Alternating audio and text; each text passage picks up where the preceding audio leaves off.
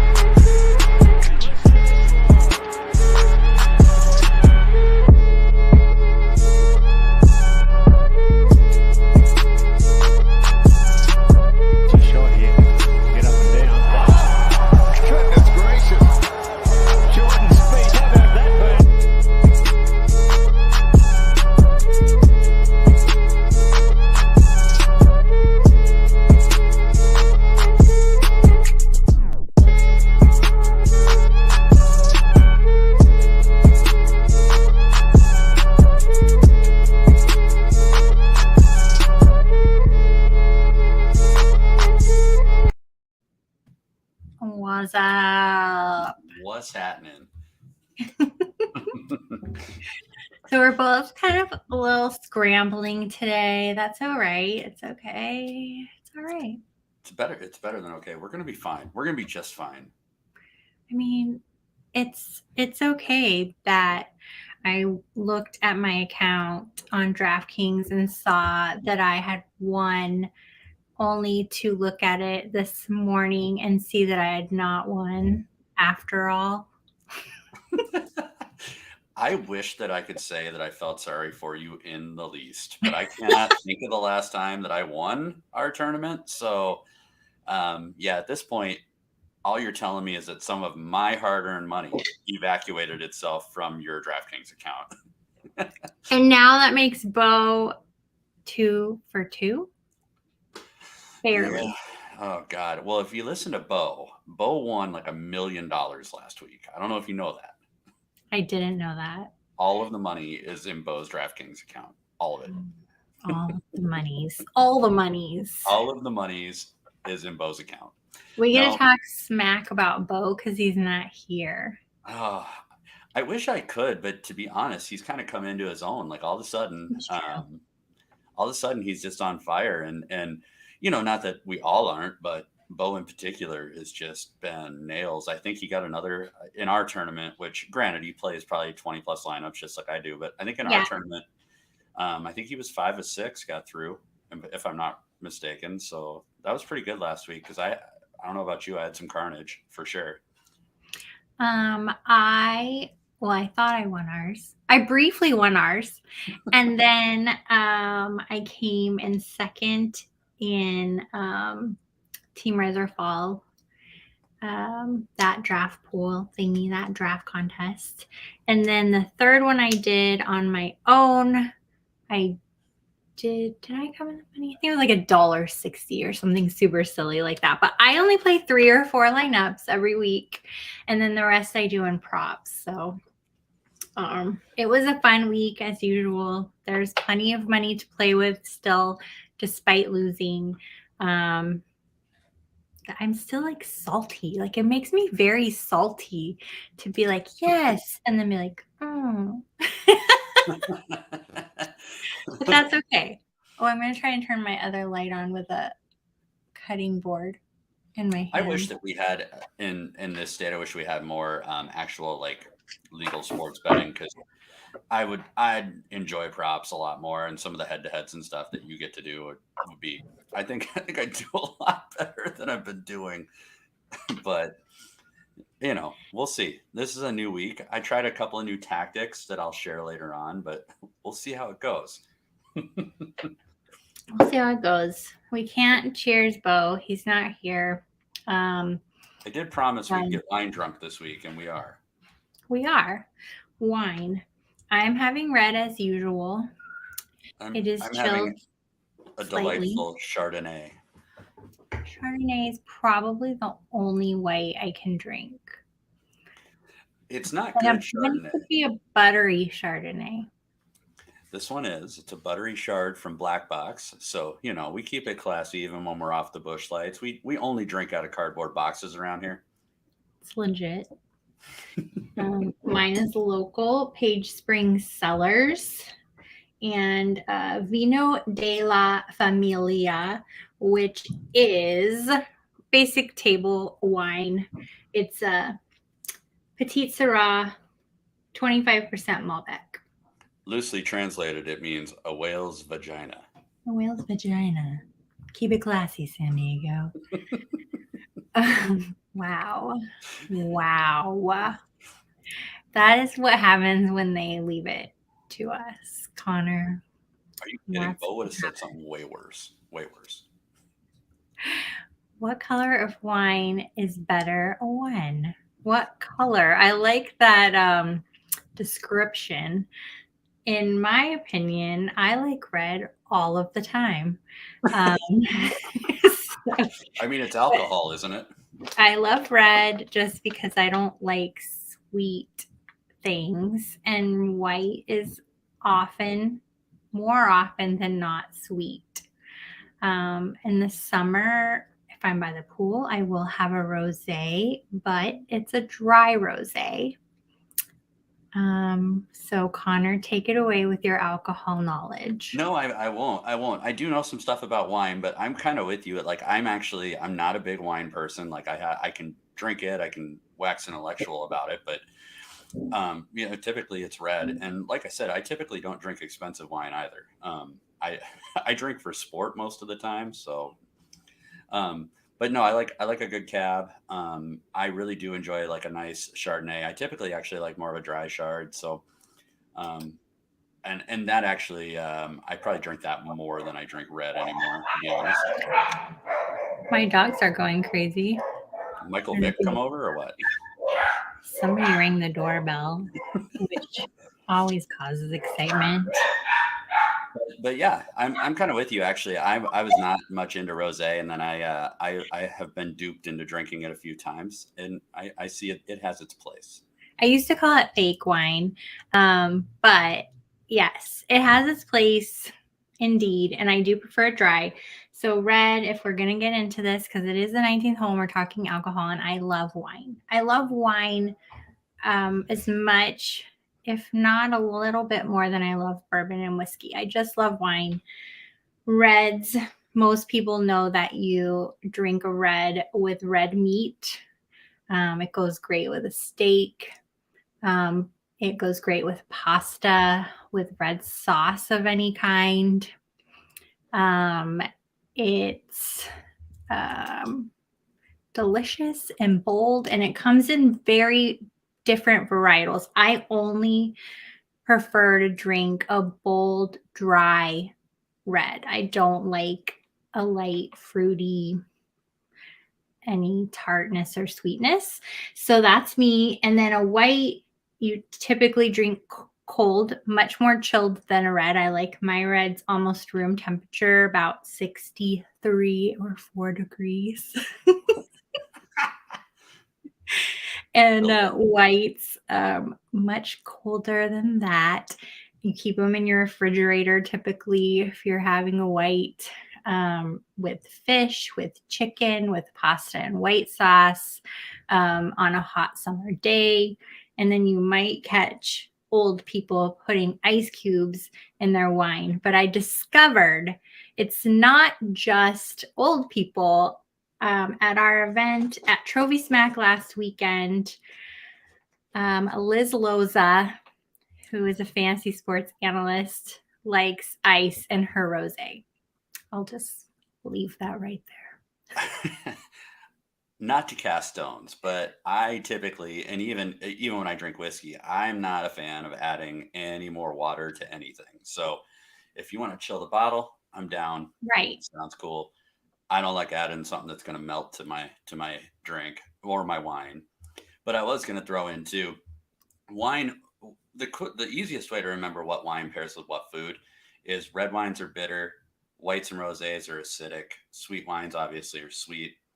And if you think about it that way, like if you want to bitter up something or enhance the bitterness, red wine's always better. If you want to kind of enhance the bright citrusy flavors or the acids, or even balance the bitters with some acids, whatever you want to do, white and rosé are going to be better for those. But yeah, I mean, typically what you said, red meat, red wine, white meats, white wine.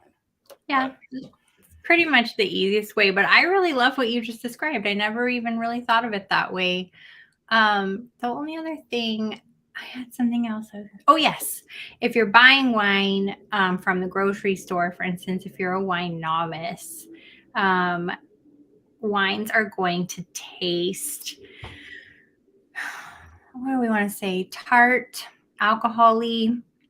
It's not until it's 3 years proper, but I have found a 2-year that was drinkable right then. And a lot of people don't care. They'll just drink it right out of whatever 2022 bottle is fine. But like tonight I'm drinking, it's a 2020. And it's okay. It's just a table wine. It's nothing fancy. But if you're trying to get actual flavor, it needs to be like at least 3 years old on a red. Whites, it does not matter. Rosés, it does not matter. But reds. So I had a 1961. You were saying that. Barbera last weekend and a 1990 something. Oh my gosh, I was in heaven. I feel like I could talk about wine this entire time, but I probably should not. So back to where we were. Before we get back to the golf, the only other thing I was going to add is if you are a wine novice, I always recommend having wine or any kind of wine tasting with foods or cheeses or charcuterie, anything that might enhance the flavors of the wine, because as you want to learn the nuances of the wine, you want to learn the flavor notes, how to smell it, how to taste it, and pairing it with different foods will bring those flavors and those notes out. And the other trick too, if you're just learning wine, is if you have a local meat market that sells wine, go in and ask the butcher what pairs well with certain meats, because they're always going to know the answer to that. What's going to enhance the flavor of the food, enhance the flavor of the wine. So they're used to answering that. That's what they're there for. So don't be afraid to ask, would be my recommendation. Cause I've been turned on to some really like relatively inexpensive wines just by asking the butcher. So yeah, for sure. And even the sommelier at your restaurant, they're not trying to sell you on the highest priced bottle. In my experience, they want you to stay in your budget and enjoy it with your food. So don't be afraid to tell the sommelier what your budget is and what you're thinking about having for dinner, because they're not going to be like, have this $300 bottle, but there's one that's $87. That's the same. plus they want you to get drunk. You can't get drunk on $100 bottles of wine. At least I sure as hell can't. I can afford like a quarter of one split between me and my wife. So Gotcha. I won't tell you how much this bottle of wine was that I enjoyed. I can take a pretty good guess. Okay, enough about wine. We've already talked. We've given Bo his kudos. We're moving on from that. So we've already kind of spun it back a little bit, but if you want to talk about anybody that you in particular enjoyed, I can kick that off, because my total flyer was this guy Gliggick. Oh my gosh. What a riot.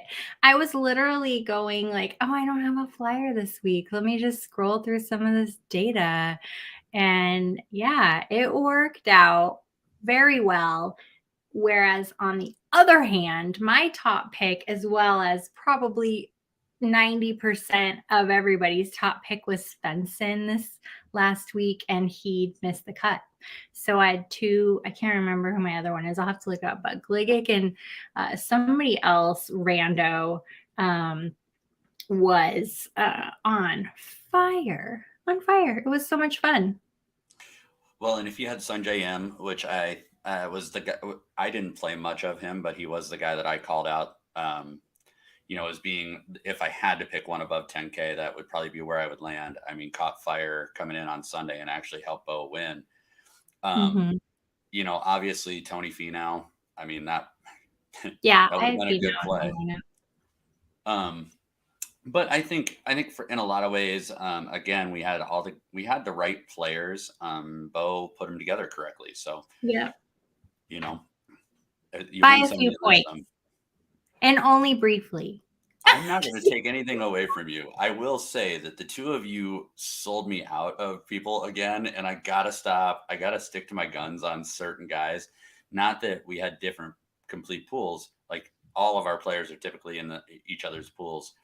I'm just usually heavier on certain guys. And lately, I have not been sticking to my guns. I've been trying to tell you guys, and instead, I just get smoked by you guys. So um, you stick to your guns. I agree. I'm tweeting right now. Come drink wine and talk golf with us. before People we will get like too drunk. that. Right? Golf with us. I'm typing like around my microphone. Pretty great. So I'll tell you what. While you're sending out the tweet, I kind of a newer part of the show, or it'll be bi-weekly. We are going to try and cover as best we can some of the live DFS plays, and Kelly, I think, will have some props and outrights eventually when they're actually available. I don't know if they're up yet or Right. not. Um, so I guess we'll treat it the same way that we have with the PGA events. The tournament this week's at Trump Bedminster. It's a Trump National course. It's up in New Jersey. Par 72, 7,700 yards. I walked the whole course virtually. This to me is not a very difficult course. There are a lot of bunkers. There is some water in play. The bunkers are probably the biggest hazard they're just kind of big and awkward. But ultimately, I think this is a pretty straightforward course. And quite frankly, even though the Live Tour is starting to draw some higher class players away, the field still isn't marvelous. So I think that sticking to names that maybe one or two that you don't, just because the biggest difference with Live DFS is that it's only a 48-man pool. So you're going to have to dip down to guys that you've never heard of, guys you're uncomfortable with, or build completely balanced lineups and fade the top altogether, which, again, with this player pool, probably not the best advice to give to people. Yeah. So, I'm looking at that right now. and while you're looking at it too, because I know they just posted a lot of that information. I was scrambling to get some notes down, but my biggest play this week is going to be Bryson, actually. 10,600. I like Bryson on long courses, and this is actually a very long course. It's, like I said, 7,700 yards. There's not a whole lot of penalty based on some of the landing areas that I looked at, hole by hole by hole, to being long, to being a little wayward. I think this is right up Bryson's alley. So I like this for a get right spot for Bryson. That's probably my top play. Taylor Gooch would be my second one. Taylor Gooch is somebody that we loved on the PGA Tour. We played him most weeks. Mm-hmm. Well-rounded player. He can poke the ball out there a bit. I love Taylor Gooch in any event where he gets to play the maximum amount of rounds for the event. So there's no cut in Live Tour. He's going to get to play 3 rounds. He's going to get to score 3 rounds. The scoring prowess of him for DraftKings, FanDuel, those things, pretty good. So Taylor Gooch at 10-4 is another play that I like. Then getting into kind of the weirder ones, Henny Duplessis, who I've talked about before on the show on PGA events, $7,500, South African player, good all-around player, great price. He is capable of bombing the ball, although he's usually pretty modest. He's like that Colin Morikawa distance. And, I mean, he's close to double the points of anyone in that price range. And again, guaranteed 3 rounds. I would expect that he's going to score plenty of points for you at 7,500. Justin Harding, another guy that I play whenever we get overseas. Justin Harding's a shorter hitter, but decent all-around game. We do see him spike from time to time. And I like the price. It's 7,900 because you're going to have to play guys in the 7s. Henny and Justin are 2 that actually have some value for you. And then dipping down into the low tier. This is really difficult. So I really defaulted to guys that I've actually heard of in my life. So Charles Schwartzel and Sean Norris are both sub 6. Both have the potential to compete and win. So those are two more plays. Outside of that, I mean, like I said, 48 player pool. So really, I feel like most of my player pools combined are going to be probably sub 10 players. I think I'm just going to mix and match a core 5 and flip one in and out, and maybe 5-10 lineups just to see how it goes, because these are showdowns. So you'll be able to pivot Saturday and Sunday. So that's a lot of me talking. I have a little bit to say about LIV equals U. So if you are going to put, there aren't the props that I usually like. The ones that I will call out oftentimes on some of my other broadcasts and articles are going to be like the pick 3, and they'll give you 4 or 5 names, and you need to pick 3 of them that will accomplish making the top 20 or something like that. I enjoy those a lot just because I feel like I know the golfers well enough that out of this group of golfers, I'm comfortable with these 3 guys making the top 10 or the top 20. So there aren't any kinds of props like that. There's no hole-in-one props. There's no finishing the first round in the lead. Nothing like that this week for LIV. DraftKings has the outright winner, the top 5 or the top 20, or sorry, top 5 and the top 10. And I was just going to see if I was able to parlay that, and you can. So you can go in DraftKings, which makes this more fun for me. And I picked a top 5 and a top 10. They didn't even have to both be top 5s. So you could pick a winner, a top 5, top 10s. You could go in there and parlay that to your heart's content, which makes a very handsome bet at the end of the day if you're feeling very confident about your players. I do like Taylor Gooch, just like Conor said. I think that's a great play. Hate DeChambeau. Hate him for prop bets. Way too volatile for props. I did like what you said about there not being many penalty areas, because that's where he falls apart. He can bomb it, but if he's in a penalty area or in the rough or anywhere that's uncomfortable, he gets rattled. So I'm not confident in Bryson right off the bat as a prop. But if they allow live betting, maybe I'll come back and look at that again, because that plus 1,200, that's pretty nice bet. And he is 1, 2, 3, 4 down from the top. The last one I want to share with you, if we're talking about winner, top 5, top 10, I do like Pat Perez. Pat Perez goes balls out in every tournament he plays for fun, for FUN fun. That guy belongs on this tour. If you follow his Instagram or his wife's Instagram, it's all about their spending habits, their eating habits, their drinking habits, their partying habits, and sometimes their child. Which is crazy, because when you look at their shenanigans, the fact that they have a child is like beyond, like, I can't even. Where is that child most of the time? I often consider that. But when we were talking about the LIV Tour, and even if we were talking PGA, I have played Pat Perez plenty of times as my bottom of the barrel, and he's come through plenty of times. So that's one reason I really like Pat Perez here.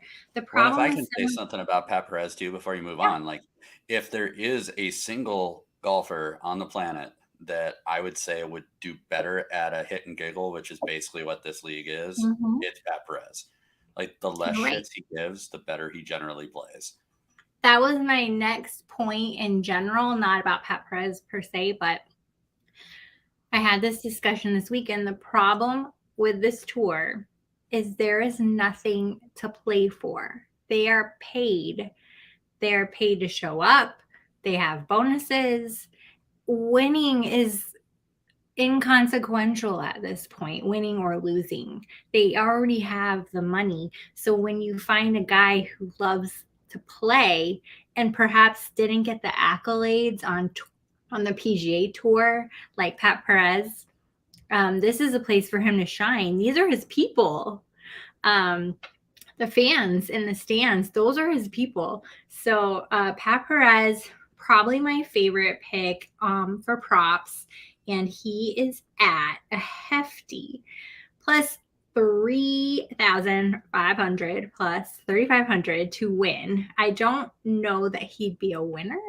Maybe it wouldn't hurt to put a few bucks down and win a whole bunch for sure. Plus 500 though it drops to come in the top 5 and plus 200 for the top 10. So it shows that they believe that Pat Perez is going to do well enough to drop it from 3,500 to win all the way down to 2 plus 200 for the top 10. So now I'm thinking maybe I will drop some dough on Pat Perez to win. And the rest I'll drop in a parlay, top 5, top 10.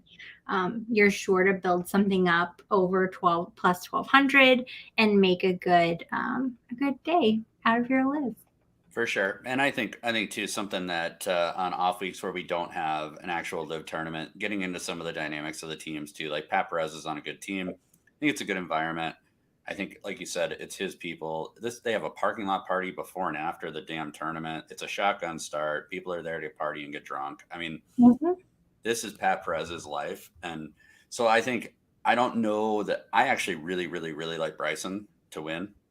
But I love Pat Perez to compete. And I think long-term Pat Perez is going to be quite the star on this tour. He's going to be a fan favorite for sure. So yeah, the person I think that cares the least is Dustin Johnson.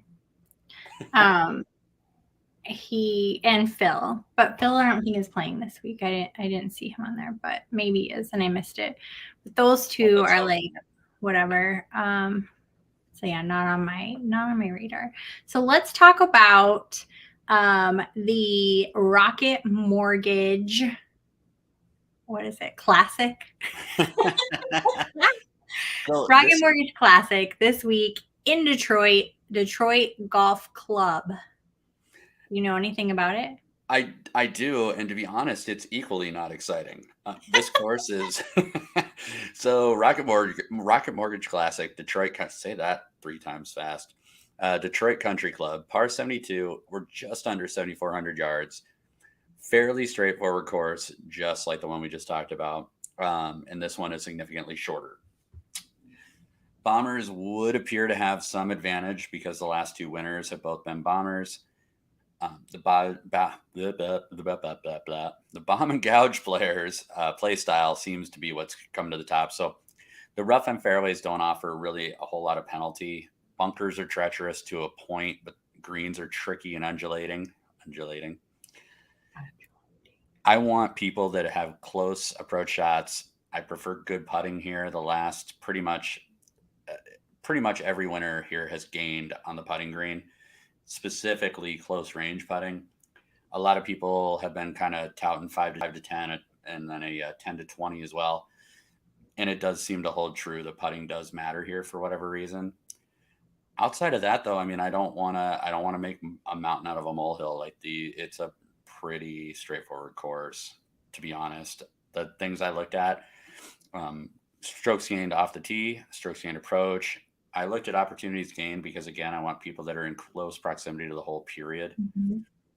Birdie or better rate, because this is going to be in excess of probably somewhere in 18 to 24 range. I know that's a broad range, but there is some weather on Friday, just a smidge, at least as of right now. But outside of that, yeah, driving distance, I baked in a little bit. Birdies are better, par 4 scoring. And then maybe the one part that I did add that because there is a little bit of length is par 3s, 200 to 250. I baked into my model because I believe 3 out of the 4 are in excess of 200. So 4 par 3s, 4 par 5s, the rest par 4s, hence why par 4 scoring. So, yeah, that sounds about right. Well, that's what I know. Cool. Well, we'll talk about some players. I'll play some music for fun. So we're going to play No Trunk Slams because we only pick the finest players for our DFS lineups who do not act like big babies and walk off the course. The club as well. This would be a wrestling class.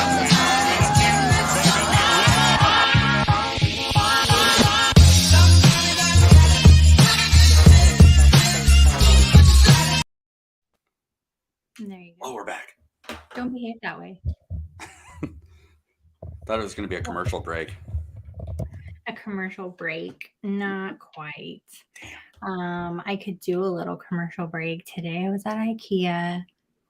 I was having a ball. My daughter, Rachel, on the other hand, was like, not having it. I'm about done now. Do we get all the things I need for my dorm? All right, I guess. She's like, Mom, There's your commercial. Get the credit card out. Get the credit card out. Thanks, Mom. Bye. Bye. IKEA, never convenient to where you live. That's the commercial. It's 100% true, though. And on top of that, never convenient to get in and out of, never convenient to find what the hell you're looking for, certainly not convenient to assemble said merchandise that you've purchased. Meanwhile, I do have several IKEA pieces at my house. So it's true. I do too. So this is great. So I had a stellar day of golf this weekend. Solid 240 off the tee, pretty much. I would call it bogey golf for the most part until I was hot and just started drinking, and then the wheels kind of fell off. But while I was on fire. 240 off the tee, and Royal Slate is saying we don't all hit as far as Kelly. That's true. We don't all hit as far as me, but hey, I'll jump on that bandwagon actually. So this weekend was the first time in recent memory that I hit a ball farther than 305. I hit a 327-yard drive this weekend, which wow, feels good, right? It does, and I absolutely smoked it. It wasn't downhill. I didn't have wind at my back. Like I just put my swing together. Only happened once. I was averaging about 290 to 300, but I mean that one absolutely smoked, and the GPS on the cart did the little thing and told me how far it was. I was like, no way. So yeah, I played like dog shit, but I did hit some good drives, and my putter was on fire, so that tells you how bad the rest of my game was. But you saved par, maybe. What's that? You saved par. So I barely shot over 80. I'm saying I played that bad. I didn't play that bad. I think I shot 81, 82. I can't remember now. That's good. But no, that was the first round in the last 7 rounds I played that I was over 80. So I've been in the mid to high 70s for the last like 6 weeks. Scratch golfer. There you go. No. In my back, like a 5 handicap? No, I'm telling you, I'm just playing out of my mind right now, and my back is living proof of that. I'm just gimping around my house right now. Like, yeah, you have played a lot of golf. That's funny. Yeah, people were like, oh my gosh. And I said, trust me, it is not every outing that I hit it that far. There are days where I top it, where I take a chunk out of the tee box. But that's the day when my irons are on fire usually, or my putter is on fire. Yet this weekend, it came together pretty well, but it was so hot, so stinking hot. Yeah, anyway. The only thing that stays consistent for me is putting. Like I used to be a very good, like anything inside of about 100 yards, like I was nails. But even that anymore, I'm like, yeah, this will either be bladed or it'll be spun back. I don't know which one it's going to be, but we'll see. That's great. Well, let's talk about our picks this week. DFS picks for the Rocket Mortgage Classic. And I did a video. I just was wrapping up before I got on here. It's a new format that I'm trying that's like choose these guys instead of these guys. Like play with your budget a little more. Don't always go to the top kind of thing. So the top 3 picks that I've seen over and over are Cantlay, Finau, and Zalatoris. And for somebody to win back-to-back, it's really rare. I mean, we've had it in the last few weeks, but it's pretty rare. that somebody does that. So for Finau to still be so expensive, except for DFS, I guess it makes sense because he could very well play well. He's going to make the cut probably, but I don't see him winning if you're looking at props for sure. But that was the whole premise, was instead of these three guys, pick these three guys. And now I'm trying to figure out, were any of the three guys that I picked in our most expensive realm? And the answer is no. So my first choice this evening will be the ever standard pick for me of Max Homa. I'm hanging on with Max Homa. Friend, not enemy of the show, Max Homa. Friend and enemy of the show, Max Homa. He's leading pretty good as like 5th overall favorite, perhaps, depending on where you're looking at. Not a value by any means at 9-9 on DraftKings and 11-5 on FanDuel. Event history, he does have some. He came in 25th last year and 42nd in 2019. He missed 2020, and that's a lot of golfers missed 2020 due to the pandemic and they weren't playing. So he made the cut both times pretty handily at this event. And his recent play, other than last week, again, that's why I picked him last week in one of my lineups, was because he's been playing well. So you got Max Homa, he plays well.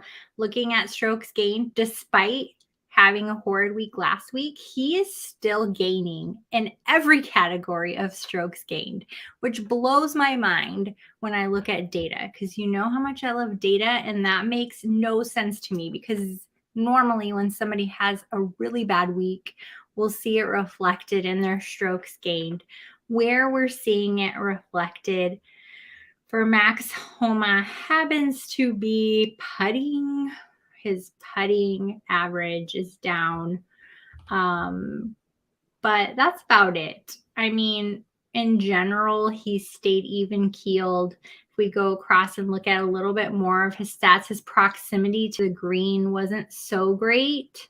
His greens in regulation, though, still 67%, which is high. That is a high stat for those of you who don't know the different percentages. I think the highest is like 70% greens in regulation. So Max Homa, 66% greens in regulation, struggling 150 and more in the approach. So that's showing from last week, I'm sure. And that's really about it. I like Max Homa. I think it was a blip on the radar, and this is going to be a good week for Max Homa. Yeah, I love Max Homa too. As a matter of fact, in the model I built, he's number one in my model. So Max Homa is one of my first ones into. Cam Young, I will be going directly back to. I think he's going to be popular. There's no doubt about it. But number one in the field for strokes gained off the tee, number one in opportunities gained, number 3 in par 4 scoring, and number 2 in birdies or better gained. And on top of that, he's in the top third of the field for putting, as well as the par 3 scoring metrics we looked at. So even though Cam Young is the hottest product on the planet right now, I'm still going to play him. I think that this is absolutely a tournament he can win. I will be fading the top of this field, though. I do not have any interest in playing Patrick Cantlay. I don't have any interest in going back to Tony Finau. It takes a lot to get me to play Finau in the first place. And I certainly don't see Finau, of all players, repeating. And then Zalatoris, actually, I originally was really hot to trot on him, and I still like him, and he'll find his way into my pool. The only thing that is really concerning about him is that his putting is still horrible. And he's actually, believe it or not, he gets worse the closer to the hole he gets. So I'm nervous about Zalatoris. I'll have some shares, but his projected ownership is coming in at almost 20% right now. And I'm not going to try and get over on the general public. And, play 30-40%. Right. Will Zalatoris. Just not going to happen at that price. No, I totally agree. I feel like he's very volatile. Again, that's probably my biggest thing is I feel a little burned by him. I don't want to say we're breaking up because every time I say we're breaking up, they do well. We're not breaking up. We're on a break. Like Ross said to Rachel, we were on a break. So Bo is saying, hey Bo in the chat. And Hey, then we have girl. a question. Hey girl, hey. Question from Royal Slade. Do we worry about Homa playing with Damon? Seems like a couple of goofballs and they're together. Maybe familiarization is a positive. In my experience watching golf, players that enjoy each other play better. That's just my perception. Have you seen differently, Connor? I would say that friends, I think it depends on who it is. If it was like JT, Ricky, and Spieth going off a tee box, I would feel pretty confident that they would play almost better. In this circumstance, though, Joel Damon is also not a great putter. And so, where I think that certain pairings do have some leverage points is when you look at a specific skill set that you're targeting. In this case, putting is important in my modeling. It does give me some pause that Homa's probably not going to be getting many reads off of Damon.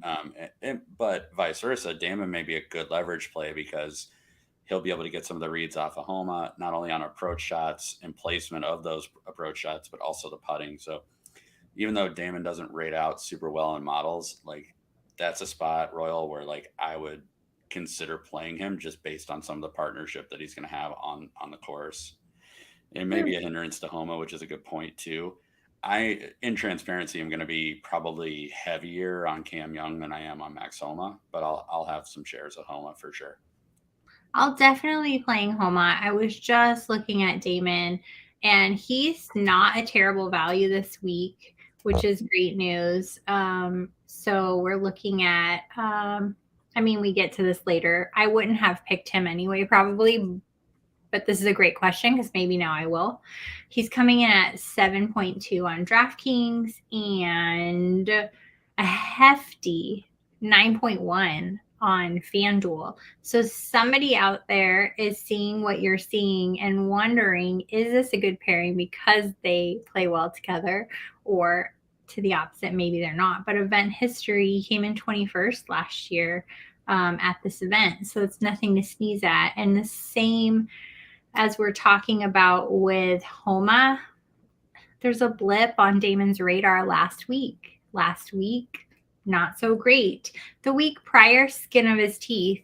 If he made the cut at all, I'll have to check that again. But he's been playing well the last 4 weeks or so, and then another blip, and then 4 weeks prior to that. His strokes gained, nothing to write home about, but nothing to scorn either. So I think Damon could be a good play on DraftKings. I don't think he would fit well in a FanDuel lineup at all. That's way too pricey for a player like Damon. And as far as what Connor had said about the reads, I hadn't thought about the reads, but I did think about the competitiveness because off the tee, on the walk down to the approach, all of that, laughing, fun, having, a good time, get to the putting, one of them misses and the other one's like, I'm going to show him up kind of thing. That's where my mind goes, but I'm not a guy, so I don't know. That's how I would behave. Oh, we're all measuring all the time, but these guys are out there. They are competitive. They are making money. I totally get what Royal's saying though. Like I like Damon a lot. Like I always have. He is funny. He's fun to watch. He's fun to like. I love when they have mic'd up. All those things. Max Homa's kind of a goofball, but Max Homa doesn't like to play bad either. Like Max Homa throw a hissy fit. And, Joel will get done with the round and just go home and see his wife and be happy. He's not the same type of player, I don't think. But all that being said, I like both those plays. I do like Homa a lot, regardless of any pairings or otherwise. But again, Cam Young is probably where I'm going. So, yeah. Do we have? There's no NASCAR tonight, right? I don't think so, but we can definitely get into the nines. Yeah, I was gonna say, do we want to go 8s, 9s? Yeah, we can combine the two. because I don't have, I already used a 9 in the 9 in like the 10s. Well, so I'll give you a little peek under the tent of how I ran my modeling this week too. Fantasy National that I use as my database, they have a thing called anti-bias mode. You turn it on, and it, instead of giving you the names of the players, salaries, all that, it mixes all that up, and it creates like fake names. It'll be like Notorious B.I.G. Instead of Love so and it. so. So it's a really cool tool when you hit a little bit of slump or you think some of your modeling might be off. So I turned that on today. So that being said, there are people in the 9s and 8s that I probably would not have been on, but we'll get into them. Yeah. And the first Go one for I've it. got for you that I would not normally play, despite the fact that he is trending well and all of those happy things. Wait, can I guess? Go. Keegan Bradley. Keegan Bradley, absolutely. Yes. Atta girl. Yeah. So not only is he painful for me to watch, but he has burnt me so many times Yes. because when Keegan's on a hot streak, everybody wants to jump on board, and then he burns everybody. That being said, all the stats are there. I ran it for the last 36 rounds. Really not a whole lot to poke in his game. $9,200. I think in that spot too, I think that you're going to find that there's going to be some excellent leverage there because people are going to want to play a lot of the guys around him. And right now he's only trending at around 10, 11% rostership. So Keegan Bradley may be a sneaky way to get some leverage at the top because it is super saturated with the rostership up at the top. So The only holes I found in Keegan Bradley, because he came up for me as well as I was working through things and looking at the data, his last 2 rounds have been garbage. Prior to that, 1, 2, 3, 4, 5, 6 made cuts. So 2 super garbage, finishing over 100 in the last two events. But despite that, strokes gains have remained positive or neutral, mostly positive. His putting is the biggest hole I found was in putting. He's losing ground in his putting game. However, 3-putt avoidance still in the positive, still doing well, avoiding that 3-putt, which is so weird when you think about, well, if the approach is good, what's happening is he's just 2-putting. He's not draining it. He's not getting close to the hole. It's definitely a 2-putt. And then is scrambling, but with this course, we don't necessarily have to worry too much about scrambling. So Keegan Bradley came up for me as well, and that's what I was going to guess because I hate playing him too. Do you have anybody else?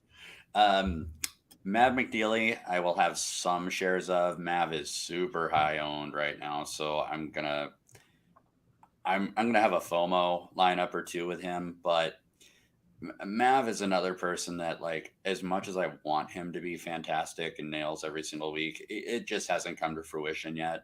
He's right there. I think in the next season or two, he'll be a premier player. But right now, he's got a pretty middling approach game. He's got pretty middling stats in terms of shots gained on par 4s. So I'll have some Mav just because I know he's going to pop off one of these rounds. But I will not try and match the field on rostership. And then, of course, can't quit him now. My boy Davis Riley, fresh off a missed cut. I'm going to go right back to him. And for all of the reasons that I've been saying every single week, and this week, we're actually going to get him at a little bit of rostership discount. He's right now he's trending in the green. He's going to land probably somewhere between 11 and 13% would be my guess. Could be as high as 15%. But when you compare him to the rest of that tier is super rostered. So that actually sounds high, but it's a little easier to get leverage at that percentage. You can get up to 20% pretty easy with Davis Riley. I find that really interesting. I would not have picked Davis Riley. He's not a value, but that doesn't always matter to me. And when I look, he's had not terrible. He didn't make the cut the last couple of weeks, but not terribly bad.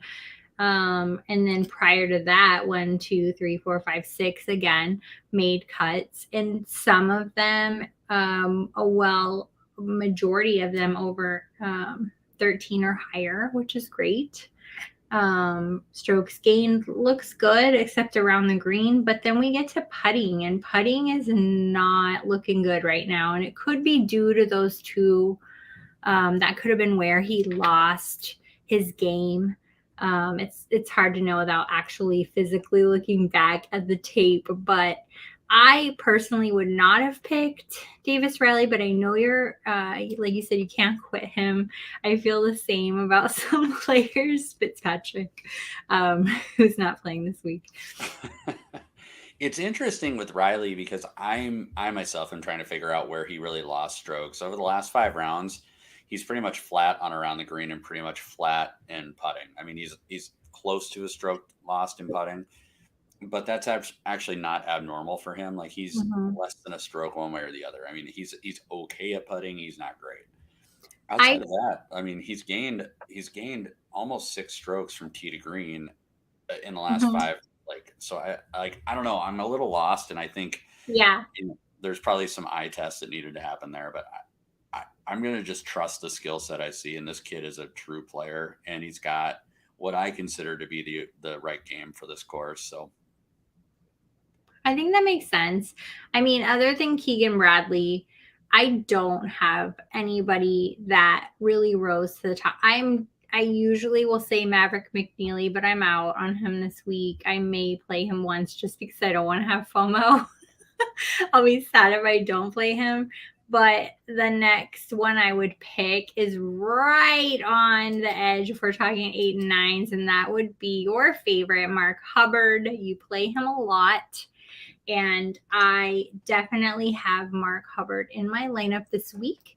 And as part of my article and video the video I just did, the article I'm writing up is about Mark Hubbard being one of 3 players that you should play this week instead of Cantlay, Finau, or Zalatoris. Mark Hubbard, 8,000 on FanDuel and 9,400. I'm sorry, 8,000 on DraftKings. 9,400 on FanDuel, which it toes on the pricey line, but they can go up to 12,000 on FanDuel. So I prefer DraftKings pretty much always. I love Mark Hubbard. So a pretty big streamer in this space happens to know Mark Hubbard's brother, happened to text him live on air today. And Mark Hubbard's brother, when asked, "How's Mark looking?" He goes, "Well, he's hitting the ball pretty well." And he goes, "Yeah." So according to him, and he goes, "Mark just said, I feel good, so I'll either play well or I'll play horrible. Who the fuck knows?" That was the quote. And so I just love Mark Hubbard, and I'm paraphrasing that. That's not exactly the quote. Yeah, close.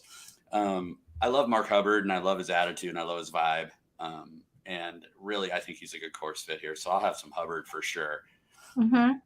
I really like him. He missed the cut last year, came in 12th the year before, but I hesitate to look at 2020 in general. But he came in 78th last year, which is not the worst that you could be.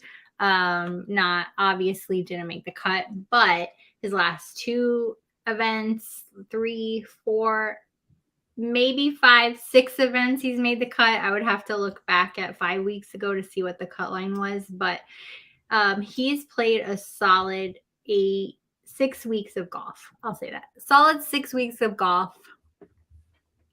I just worry. I do worry a little bit because at least as far as I know, I think it's either, was it his wrist or his ribs? I can't remember. He's got an injury though that does definitely affect your golf swing.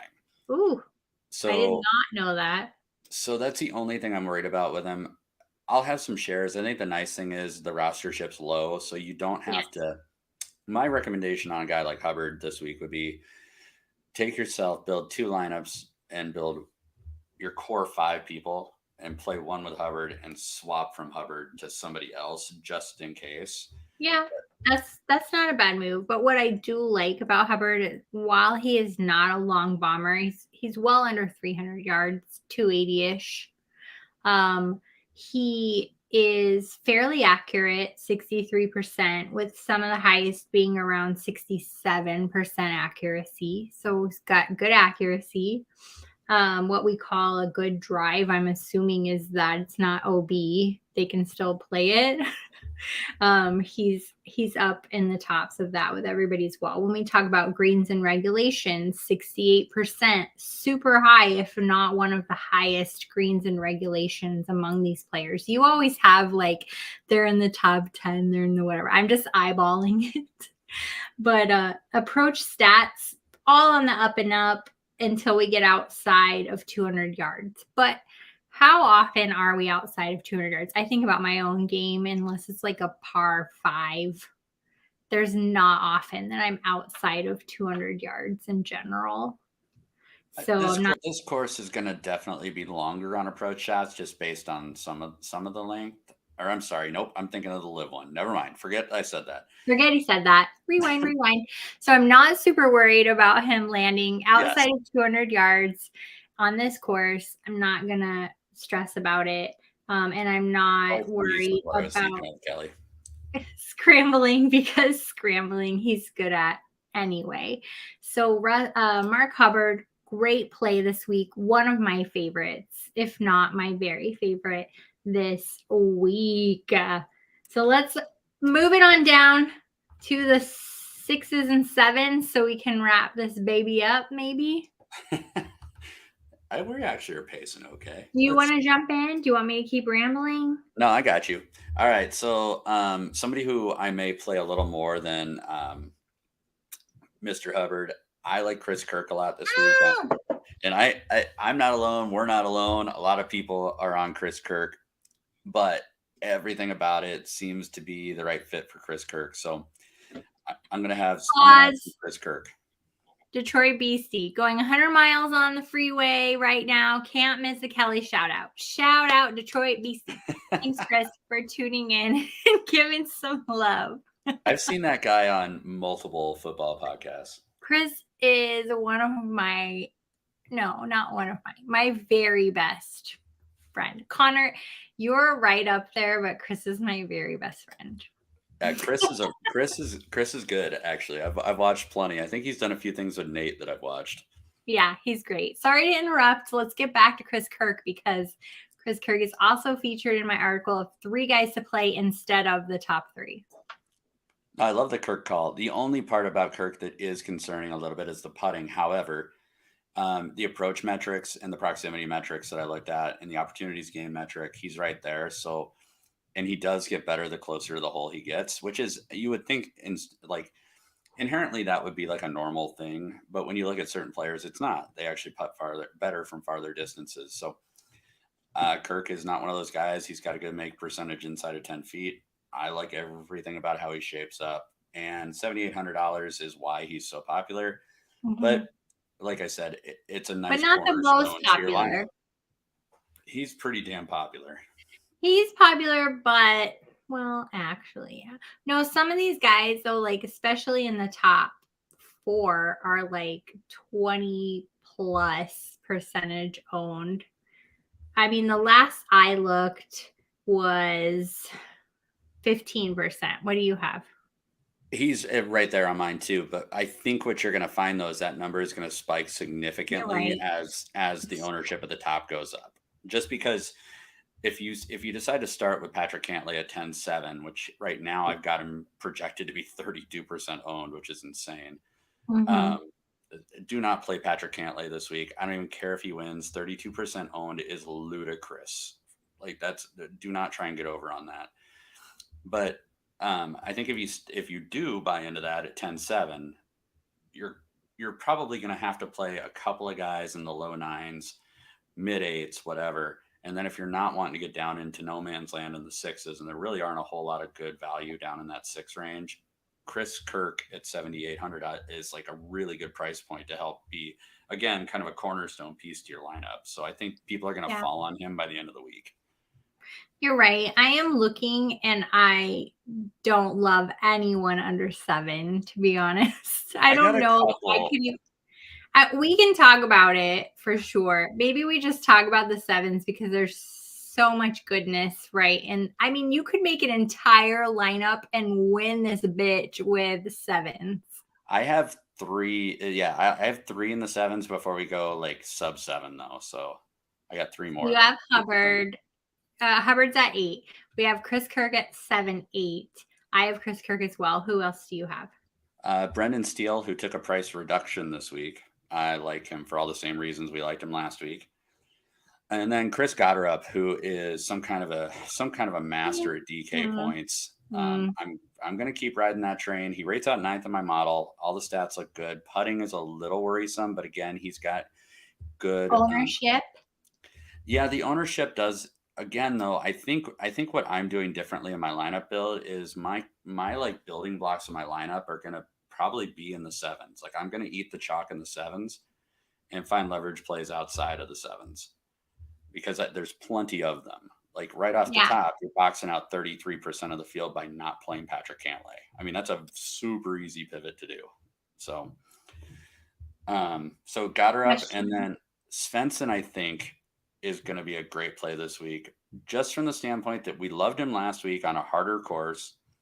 He's going to be way low owned, and people aren't going to want to play him because he was so high owned last week. So I'm not afraid to have highly owned this week though too. I'm showing him at 14% on DraftKings. Am I wrong? I'm showing him lower than that. Okay. Hang on, though. I'll tell you exactly what I'm showing him. I'm showing him sub 10 right now, and that's on. Not that it's the end all be all, but that's versus It's 7,500 lineups. That's like 7,500 generated lineups so far. So you could totally be right too. Like the projection probably is going to end up being close to right because the price is really good on him. He took a price reduction, super popular last week. I think when people get down there, they're going to have a hard time filling out the lineup. So it's like, well, shit, I played this guy last week. I'll roll the dice on him again. And that's essentially what I'm saying too. But if we liked him last week and this is an easier course, I don't know how we don't play him at a reduced price. Question in the chat is, why is Taryn so low? He's a stud. My best guess, and I'll let Connor weigh in, he is volatile. It is made a cut, missed a cut, made a cut, missed a cut, made a cut, missed a cut. Literally looking at his stats right now, that's what they look like. And if we were going in a pattern, he's not going to make the cut this week. That is the pattern. Made, missed, made, missed. He made the cut, came in 7th, what I'm seeing. Not good, looking good for this week. And then if you look at some of his stats, strokes gained, no gain, no loss, which is fine. Putting, abysmal. Off the tee, abysmal. And proximity, we're getting down to losing ground from 125 yards. That's poor. So I would not put money on Taryn this particular week. He has to gain some ground back. But you can disagree. Go for it. I am very data driven. No. I was going to say, I actually don't disagree with you. I probably will have 0 shares of Taryn this week.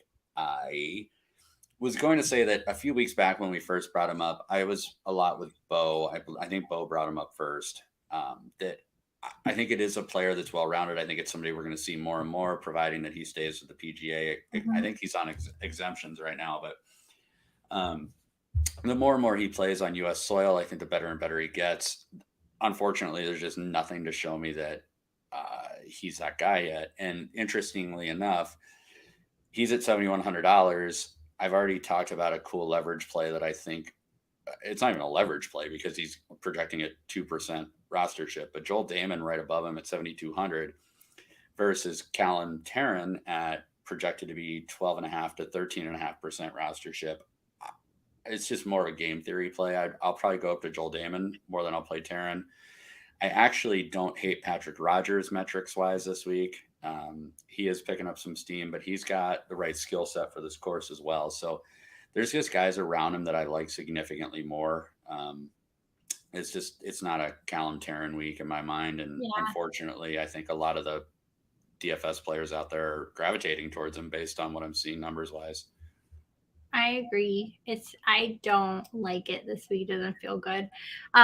We are at the hour mark, kind of going over, and we're losing a few of our live viewers as it gets later. I really want to touch on just two more for me. One that's, again, the third of my article. So we have discussed Mark Hubbard, Chris Kirk. And the third that I would like to call out of somebody I would play over the top three favorites is Taylor Pendrith. Taylor Pendrith is coming out at 7,500 on DraftKings and 9,400 on FanDuel, which is not terrible for FanDuel, but I just can't lately with him. He has no history at this event. He has been playing well, though, the last 4 weeks, making all 4 cuts the last 4 weeks. Except for when he screwed me by withdrawing 5 minutes before our tournament, except for that time. Except for that time. That was really bad.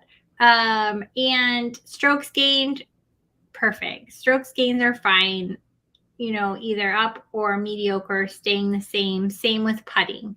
Putting has stayed the same. There's no rises or no falls that I'm seeing other than three putt avoidance, which is a little scary. I don't know where that's coming from. Sometimes those fluctuate just based off the last event. I'm not crazy worried about it. Approach stats, he slipped a little, so I'm guessing that's from last week, and that's 125 or more, but then picks up again at 150 or more. So between 125 and 150, you might have a little yip, but who knows? I really like Taylor Pendrith this week. I think it's a great play. I think his scoring average is great. And when we talk about off the tee, he hits it long, 313 plus. And the accuracy could be a little questionable, 56%, which is not phenomenal by any means. However, a good drive, a playable drive above 80%, and greens and regulations at 70%. So that's great. He's getting it there, but can he get it in the hole? I don't know, but I like Taylor Pendrith this week. And the last one I'm going to talk about may not be a surprise. So we've got Royal Slade saying Kelly loves Canadians. I do.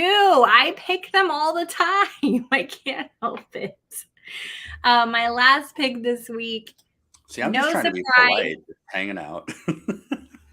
Mr. Kind Eyes, Matt Kuchar, also known fondly to me as Backdoor Kuchar for no sexual reasons at all, other than he sneaks in the back, takes his money, and leaves. Not going to win.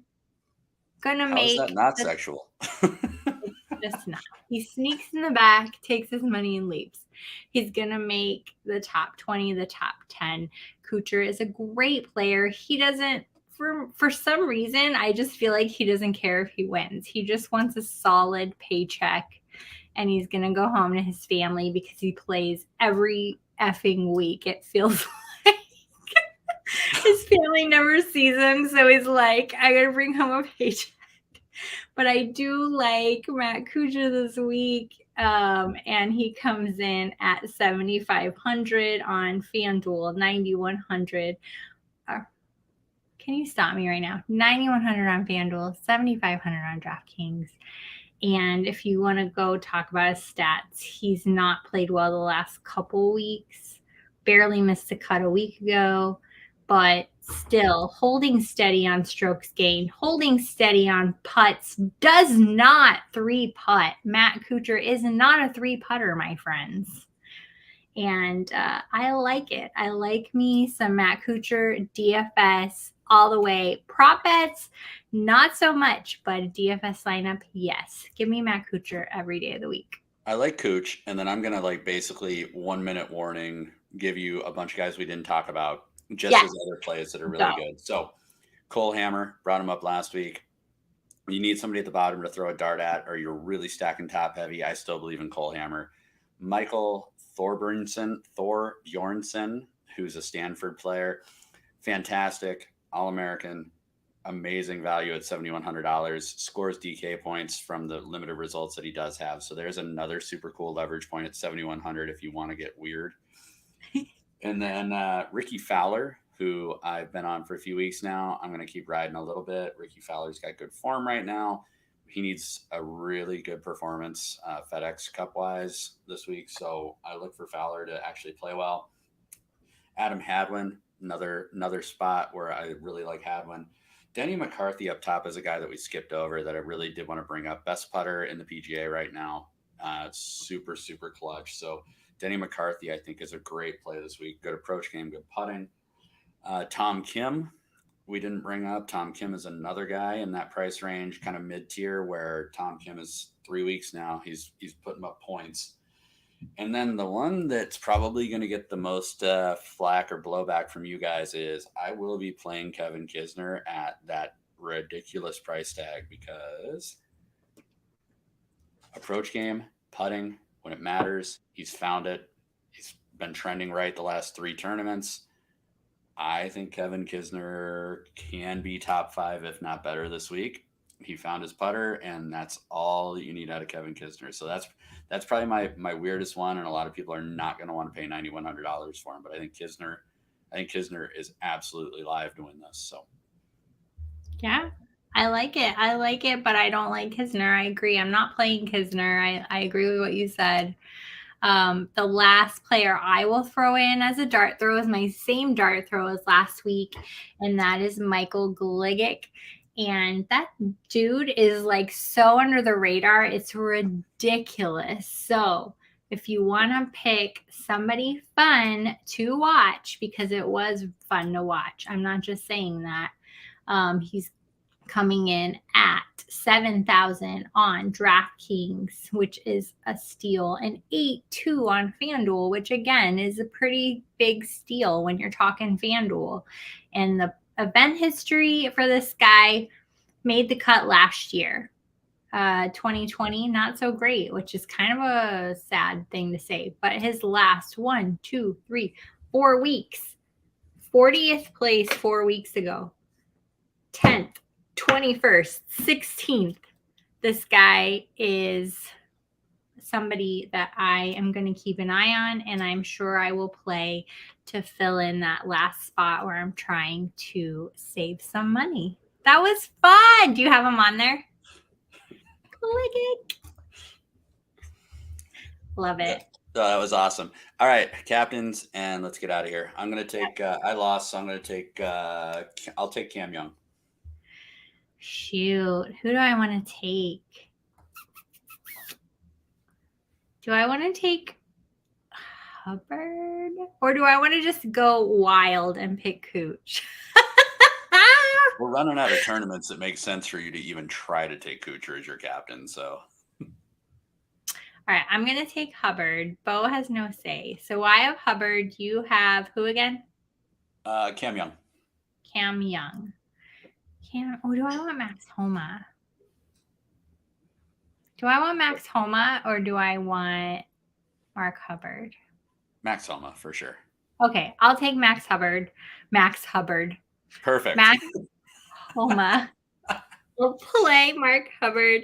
You guys. So to be clear, we got Max Hubbard to win the PGA event and Bryson DeGooch to win the Bryson DeGooch. I almost drank this whole bottle of wine by myself. That's really crazy. But it's not love how late we ran. by yourself if your dogs are home. Okay, thank you everybody. I love you guys all. Thanks for tuning in. It was such a great time. Connor, thank you. What a ball it was this week. See you guys again next week. Bye.